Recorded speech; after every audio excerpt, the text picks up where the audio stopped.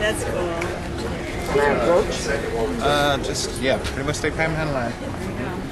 Sorry. Yeah, this is not bad.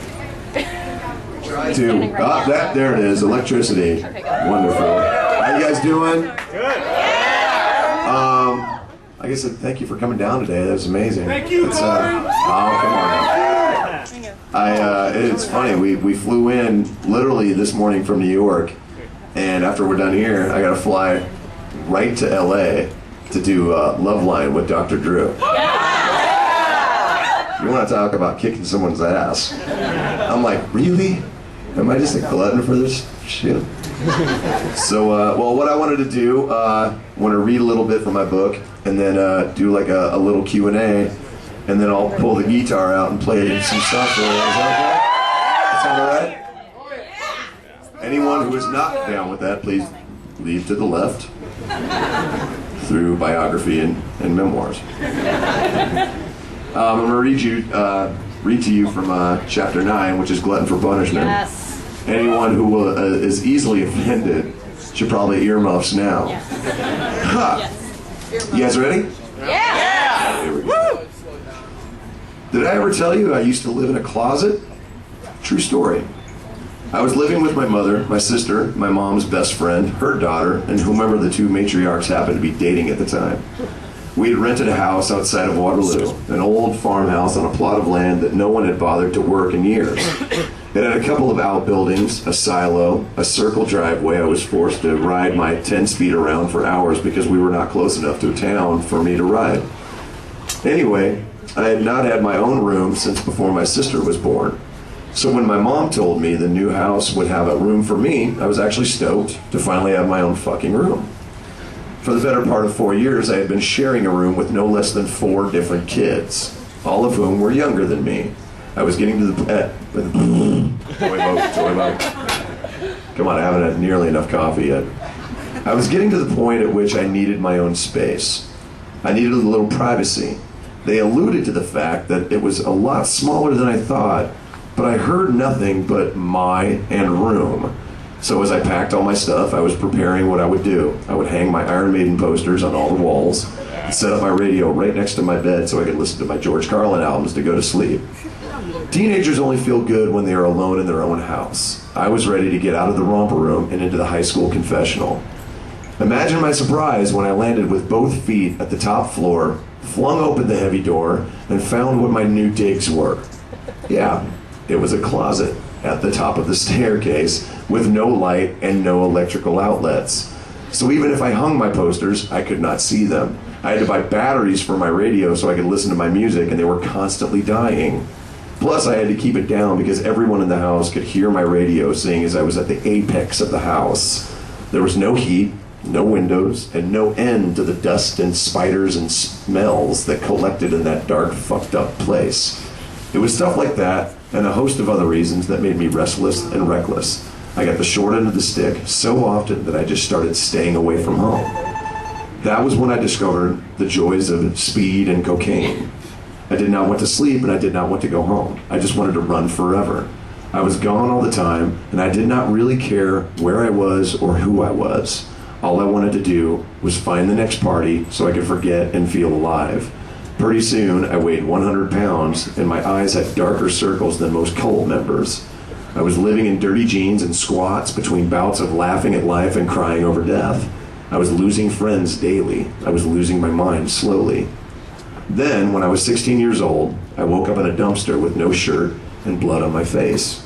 I was missing my shoes, and I was 12 miles away from my house. I had no money, no ride, no clue how I had gotten there. I guess that is what a cocaine overdose gets you at a party where you do not know anyone, and they do not know or want you. Dumped, abandoned, and bloody.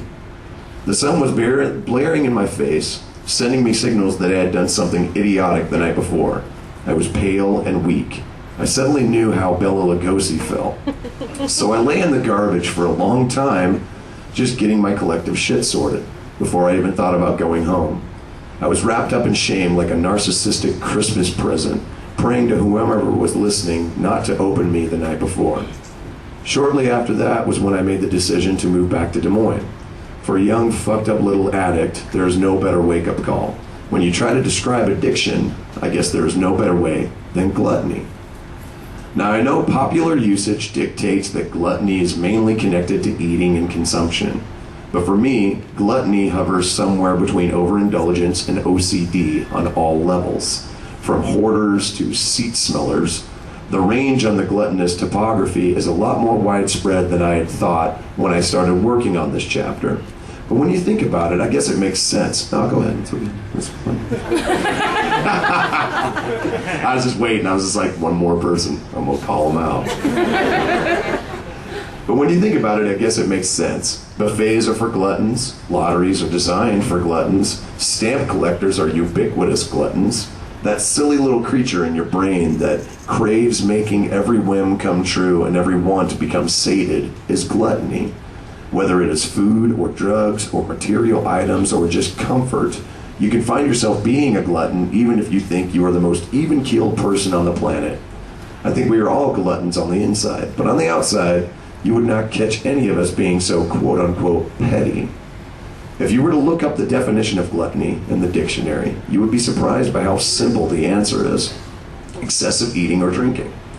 But if you felt like opting instead for glutton, an interesting little subtext comes to light. The definition for glutton reads: 1, one who eats or drinks in excess; 2, a person with a voracious capacity for something; and 3, Wolverine in Europe. That's true, by the way. So, I don't know. So a glutton is trying to fill a void with something, anything. Metaphorically speaking, a glutton is most likely trying to keep a beast at bay by feeding it whatever will leave it feeling satisfied. But that is the rub. A glutton is never really satisfied. No wheat or wine will fill the gargantuan pit of emptiness in the gluttonous confines of the human soul. It is in all of us. It is as universal as blinking.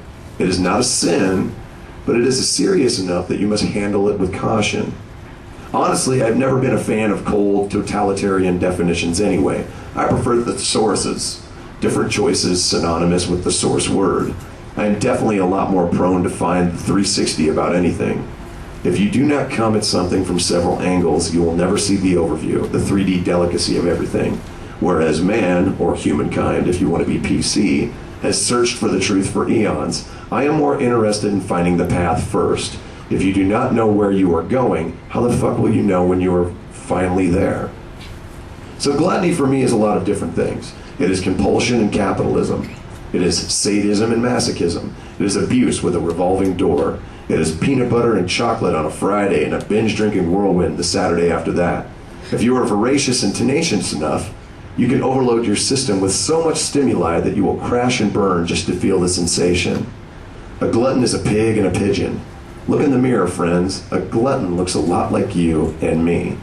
We are 1 million strong and 1 billion counting. We are the generation that can never give up. Why not? We are also the ones dealing with guilt trips to the past, present, and future. No one trusts the next shift, so they take their coffee mug home after work. No one trusts a neighbor who is doing better than they are.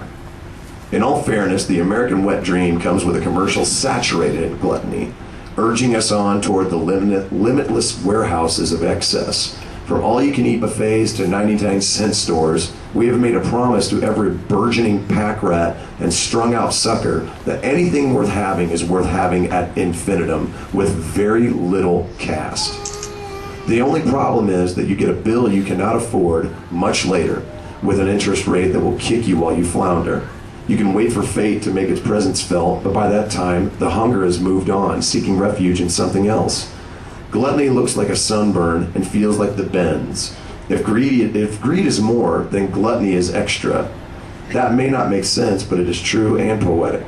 We glut until our stomachs and our minds are distended. The feast is for the body and soul. If our eyes are bigger than our stomachs, then how fucking big does that make our stomachs? I have to be honest, there is no other sin, whether a part of this deadly list or otherwise, that is more American than gluttony. Look around you. People from the United States are some of the fattest in the universe.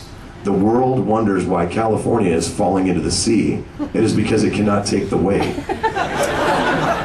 Americans have a serious weight problem, more than any other country on earth, which is very ironic seeing as no other nationality worries about its appearance more than Americans. We are gluttons for food, but we are devoted followers of infomercials and handy home gym equipment. You see, the thing I have realized is that sins make people stupid, not deadly. Stupid Americans are fat, lazy, indignant bastards, but God forbid you call them fat and lazy. Americans are also, by and large, the most obsessed with amassing wealth and power. We make promises across oceans and airwaves that anything is attainable if you want it. It really explains a lot about this country. Here is something I just realized. There are so many quirky names for gluttons, which just shows you how entrenched gluttony has become in our culture. From attention hog to ball hog, it is almost an unconscious way of accepting the fact that we are all gluttonous, wretched fuckers. We make light of things to help us forget how heavy they actually are. The thing that puts the sting in this behavior is the selfishness. You've got to be very into yourself to want to stuff yourself full of bullshit or surround yourself with a multitude of things you do not need. Once again, it is a question of getting yourself to believe the big lie, which is that everything you do is noble and selfless. This could not be further from the truth. We are all dirty little coffers waiting to be rammed full of our heart's desires.